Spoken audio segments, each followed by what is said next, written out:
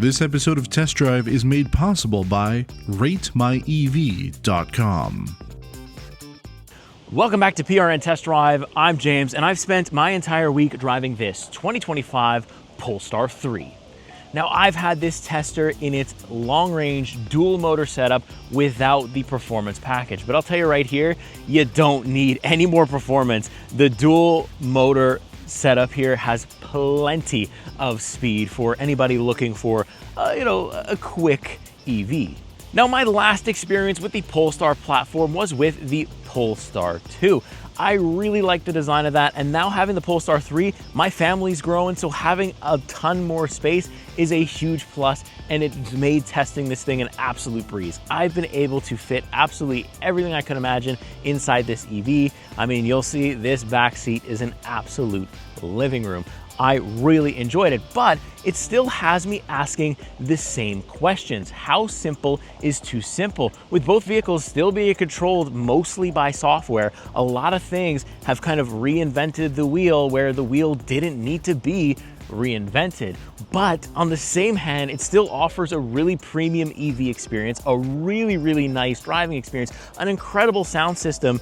If you can afford this EV, this is probably one of the top ones on the market right now, and it's in a high price point for a pretty much good reason if you can forgive some of the software mishaps, we'll call them. But again, because it's software, maybe they can update it over the air. We'll go over all that and more, but first, let me give you some details. So this Polestar 3 is equipped with two 180 kilowatt motors with a max power output of 360 kilowatts. We've also got a 111 kilowatt hour battery with a max range of 506 kilometers. But I am happy to report in favorable weather and, slightly warmer conditions, I'm seeing a little bit more into the 520 kilometer ranges, but in extremely warm weather, I'm actually seeing less. I saw at 100% 490 kilometers on a full charge. So weather is definitely going to be a factor with this Polestar 3 battery. I've actually seen it firsthand this time. Now, as for horsepower numbers, we have 489 horsepower with 620 pound-feet of torque. Now, there also is an available package called the Performance Package, and that is going to give you things like performance software upgrade. So it'll go, instead of 5 seconds, 0 to 100, it'll go 4.7 seconds, which is crazy. And it also gives you things like performance brakes and other things like that. So if you are an absolute adrenaline junkie and you want the absolute fastest Polestar 3, So if you are an absolute adrenaline junkie and you want the fastest Polestar 3 money you can buy, and also you can afford it, who am I to stand in your way and tell you not to do it? Absolutely go for it. But I will tell you that if you don't care about speed and performance, the dual motor long range setup is really, really quick. Now, if you're interested in configuring your Polestar 3 just like the one you see in this video, here's how you do it. So starting off with the exterior color, which is going to run you $1,600. It is the midnight, so it looks kind of like blue. I don't know why it's called midnight, but it's blue. It's a blue midnight, I guess, and it looks really good. Next, for our interior color, I have the animal welfare Napa leather in Jupiter with black ash deco. And that package is gonna cost you $7,000. Now, I also have the Pilot Pack, which is actually included with the dual motor long range. So with that, you get things like the Pilot Assist, the Lane Change Assist, the 360 camera with the 3D view, which is a very high quality camera system. So glad to have that as kind of a standard thing.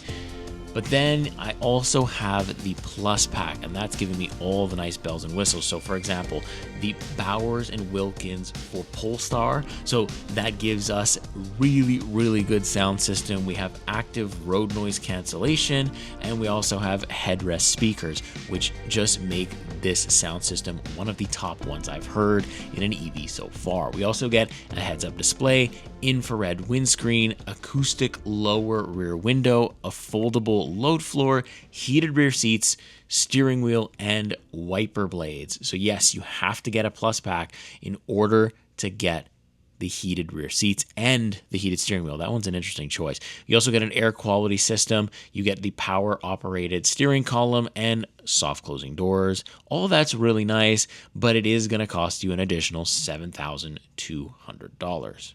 Now for the rims, I have the 21-inch Plus. It's just one more upgrade from the standard 20-inch Aeros, but it is going to run you $1,500.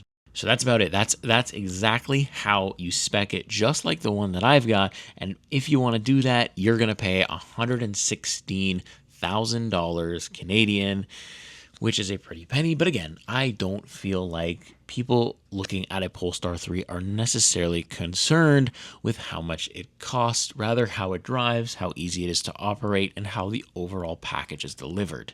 I think that's more important. So let's take it on the road. Let's see what it's got. All right, so on the road now, 2025 Polestar 3, and we're about at the end of the week now, so I've really had a good time with this Polestar 3. It's kind of, suited all my needs in terms of what like a high quality luxury SUV EV would be, or I would need it to be.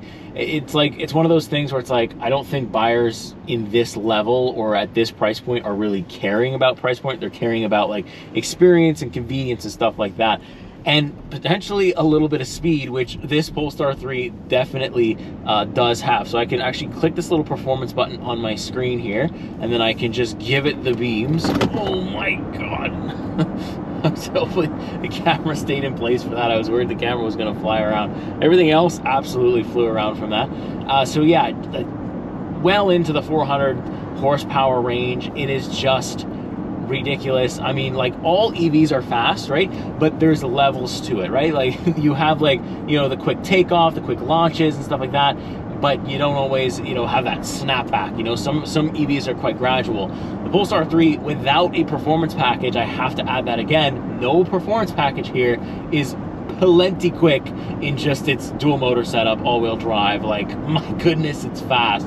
And like, look, the handling is pretty good as well. You can control the different steering options and modes. You have to use your screen and go into drive, and then you can do that. So I have light, standard, and firm. Usually I keep my steering in firm because I like to kind of feel a little bit more connected to the road and the vehicle, and firm kind of helps me do that. Standard is okay too, but light at like lower speeds feels like I'm not controlling anything. It actually feels quite dangerous. So I don't like using the light at all. But I mean, like, if you maybe are on a road trip and you don't want the steering wheel to constantly load up in turns and stuff like that, then you might want that. But like, in terms of body roll too, like, it's definitely there because it's an EV, but you have that low center of gravity because, again, it's an EV. So you have, a really good amount of handling because of that, and it feels really pointy because of that as well. So good news there for anybody that's looking to maybe take their Polestar on the track. I don't know why again, this is not a vehicle you really would want to take on the track, but you probably could. But again, passing slower traffic, highway, stuff like that, absolute breeze in this thing. Getting rid of tailgaters, which we have quite a bit here in Quebec, absolutely easy. It's a breeze in this thing. Somebody's on your butt, you just floor this thing and you're absolutely gone. I also have one pedal driving. I keep it on the most aggressive setting. I like it. It is a quite aggressive regenerative braking system. For those of you that are not in the know for the regenerative braking, it's basically using the dual motor setup or the motors in the vehicle here to actually slow the vehicle down and putting some of that kinetic energy back into the battery instead of constantly using your brakes. So yes, EV vehicles do tend to have longer brake life because they are not constantly using brakes, unless you turn this feature off altogether and you're using the creep mode. Like, you can turn creep on and everything like that. You can this vehicle, although being an EV, can still drive like a fully normal car that you're used to if you don't want to use it. So that's pretty cool too. I also have my suspension feel in standard. I can change it to nimble or firm, but I feel like standard is the most comfortable. We're about to take another turn here, so it's another opportunity to feel the full power of our Polestar 3 here. Let's send everything in the vehicle flying one more time. Here we go. Oh my goodness, we slid a little bit there. It did just rain, so I did feel the power cut slightly because we were sliding. My goodness, that's quick. Oh my God. Like, okay. You don't need more horsepower than this. Like, if you just have that kind of money that you want to you know, optional performance pack, you're pretty cool right there. I mean, like, you just got money and that's it, and you like the design of the Polestar 3, which is absolutely no problem. Ride quality this week as well has been pretty good.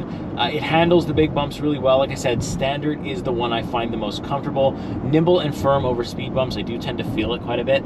But yeah, standard like really deletes these big craters here in Quebec. Really makes everything very, very smooth. So I have it on that setup. But again, you can sit in this vehicle and you can flip through these things on the fly, go over some bumps and kind of feel what's best for you.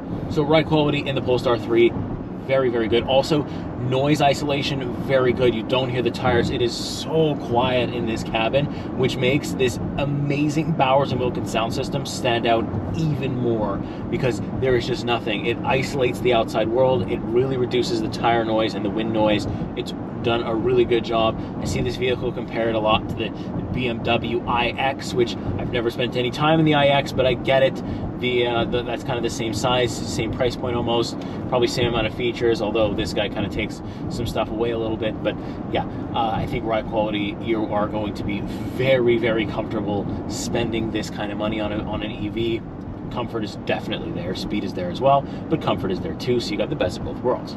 Now, the one thing I can't speak on is the reliability. How long will this battery last? Are there gremlins in charging? How long, does it take to charge, from 0 all the way up to 100%? Like, what are all these ownership things? These things that I would do if I own the vehicle. So you really need somebody to help you, and that's why we have a sponsor called RateMyEV.com. If you're interested in buying a new fully electric vehicle, head on over there. You'll get reviews just like the one you're watching now, but also reviews from actual owners who have owned the vehicles for more than just a week, like we journalists do.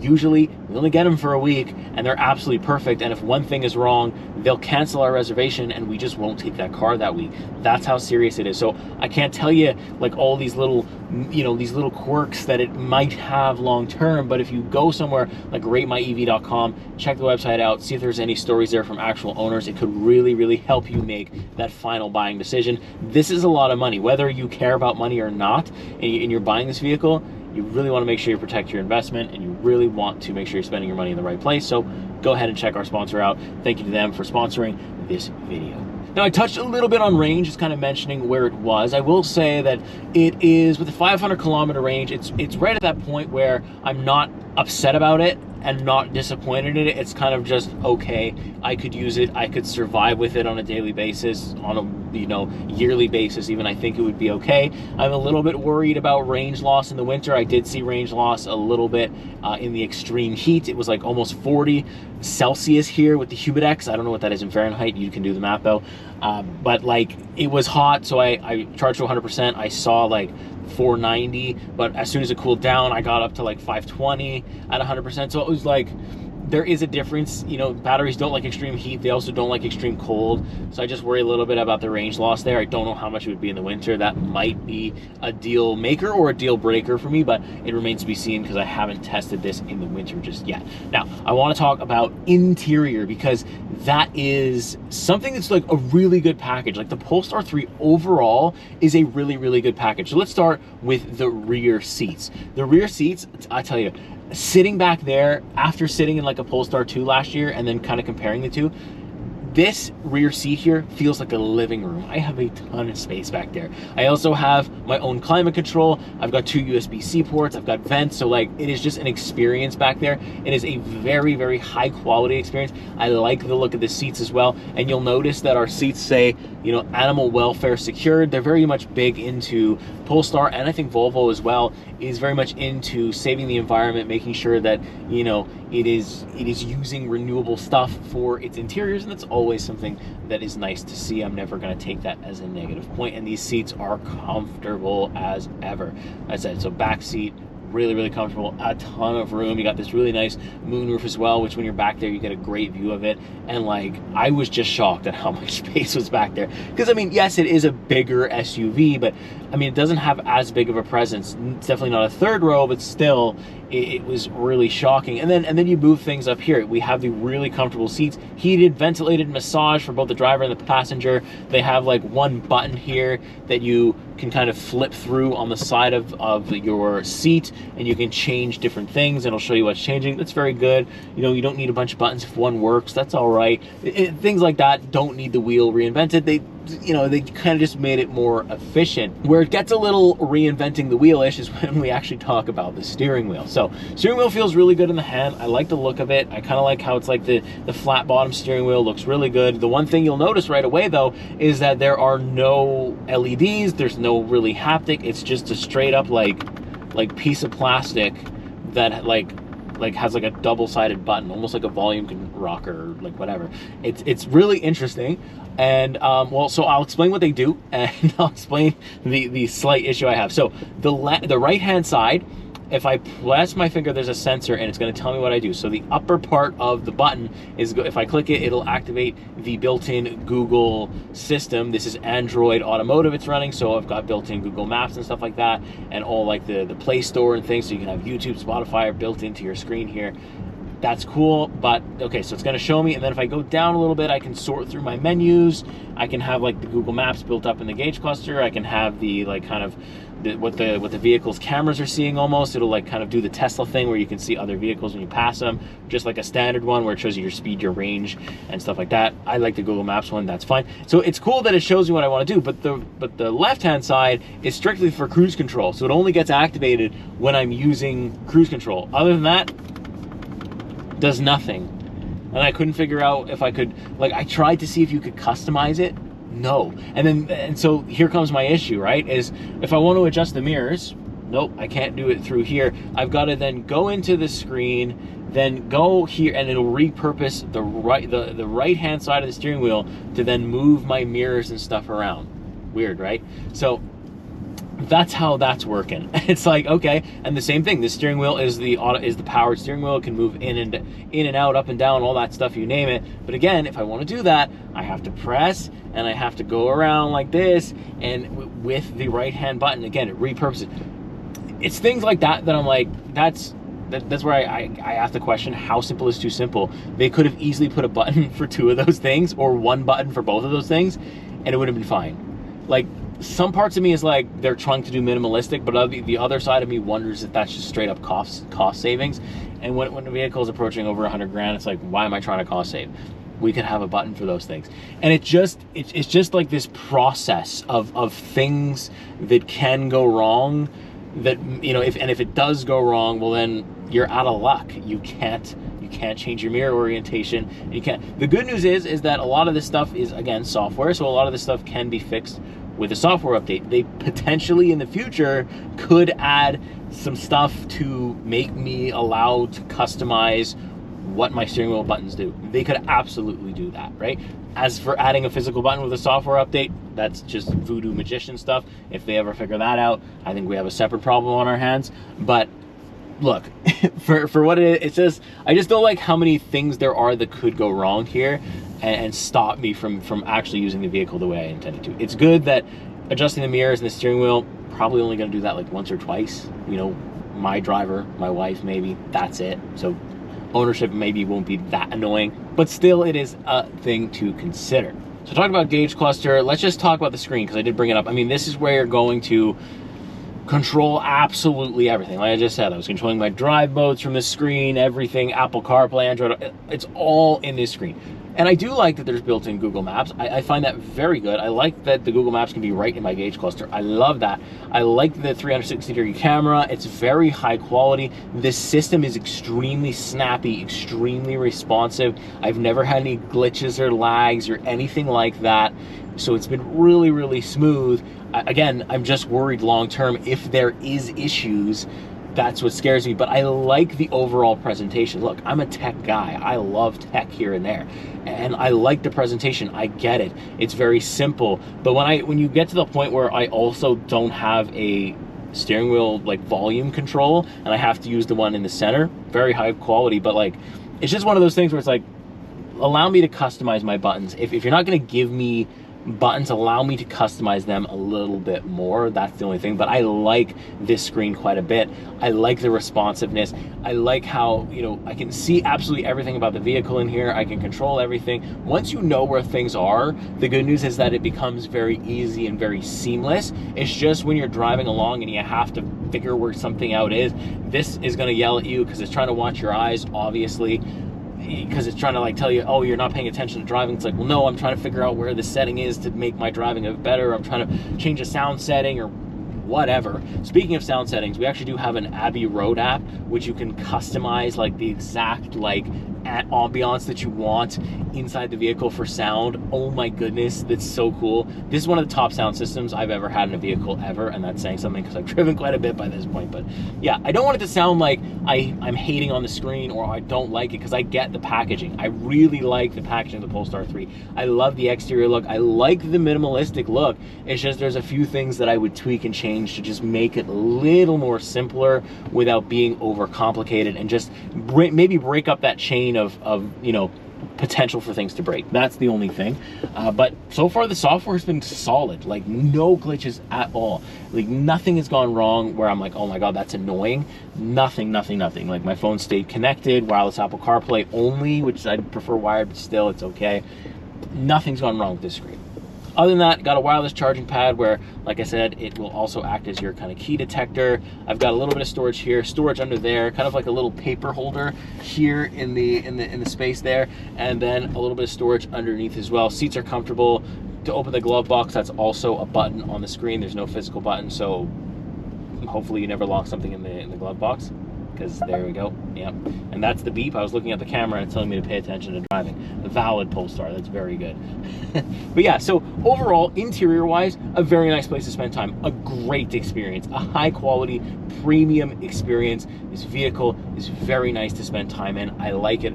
It's just, again, it's all controlled by the screen. There's a risk there. I just hope it's solid as it is the whole week. But again, if you guys own a Polestar 3, let me know in the comments. Is that the case? Has it been reliable for many months? Have you been able to get software updates running without anything going wrong?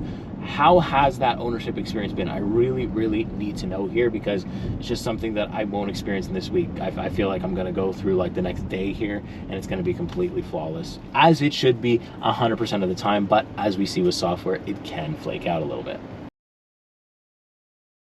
All right, so next up, let's talk about the design for the Polestar 3, or at least my thoughts on the design for the Polestar 3. Now, like I said, if this was an EV that, you know, I was tasked with designing an EV, this is probably how I do it, right? Because it looks better than anything Tesla's doing, or it's one of the best looking ones on the market. It's one of the most uniquely designed ones. I really like it, and it has all the EV stuff, right? I do have a front trunk. It's not good to access. I mean, you think like, okay, all this car is controlled by software, right?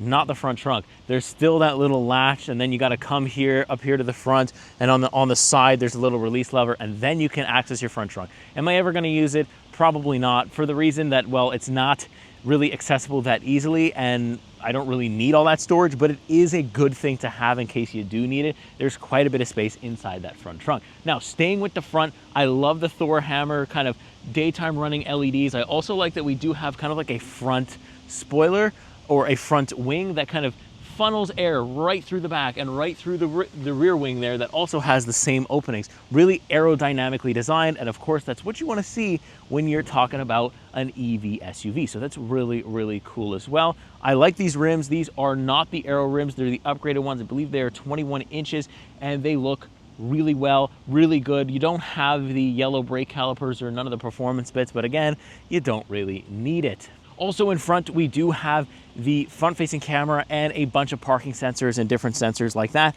so that, you know, obviously this isn't a very big SUV, but still nice to have those cameras, because this is a very big investment if you ask me.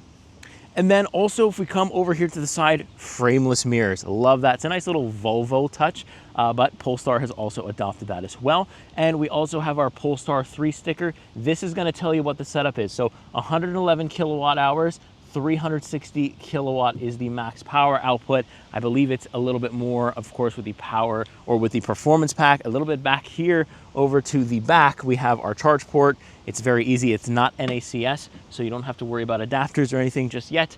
And then when we come over to the back, you have a really nice iconic, I call it iconic at this point, because it reminds me a little bit of the Polestar 2.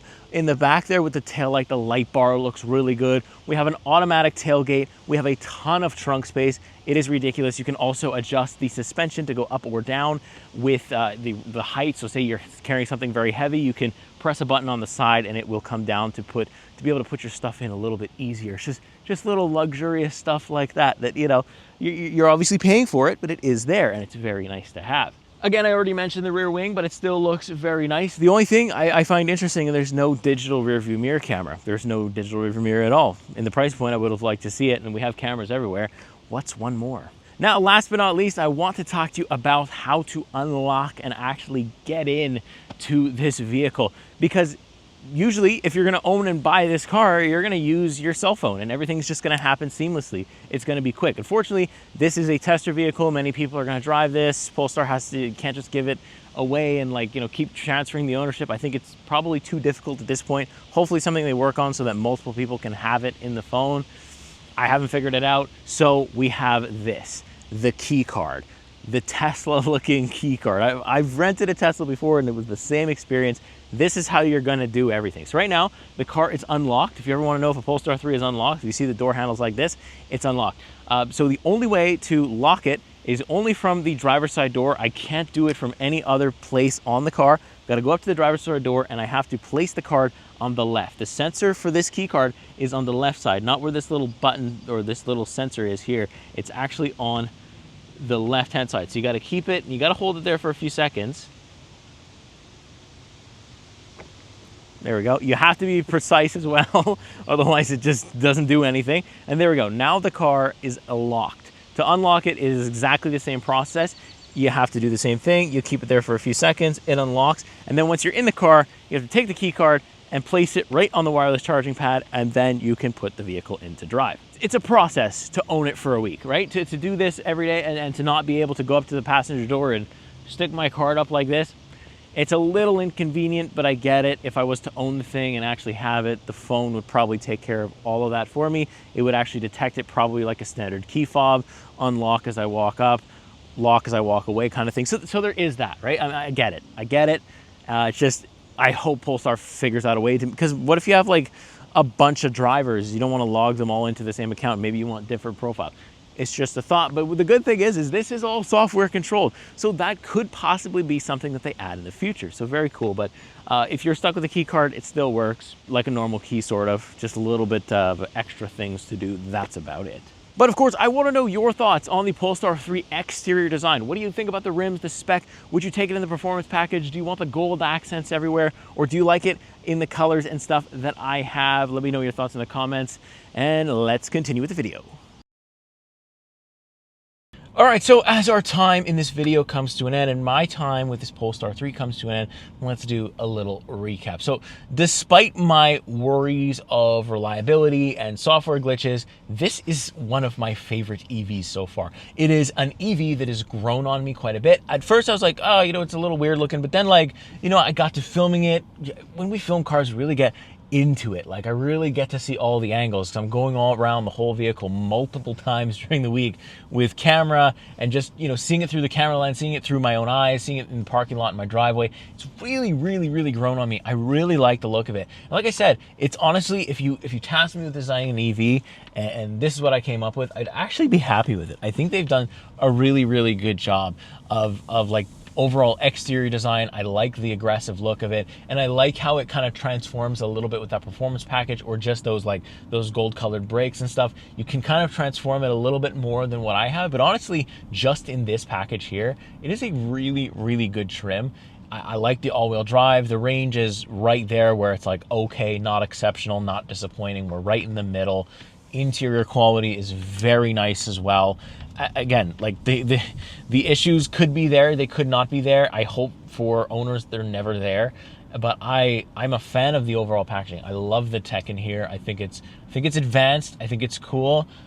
I don't know if the whole industry should go this way. I think there's other things that they could do, but this is a good place to start.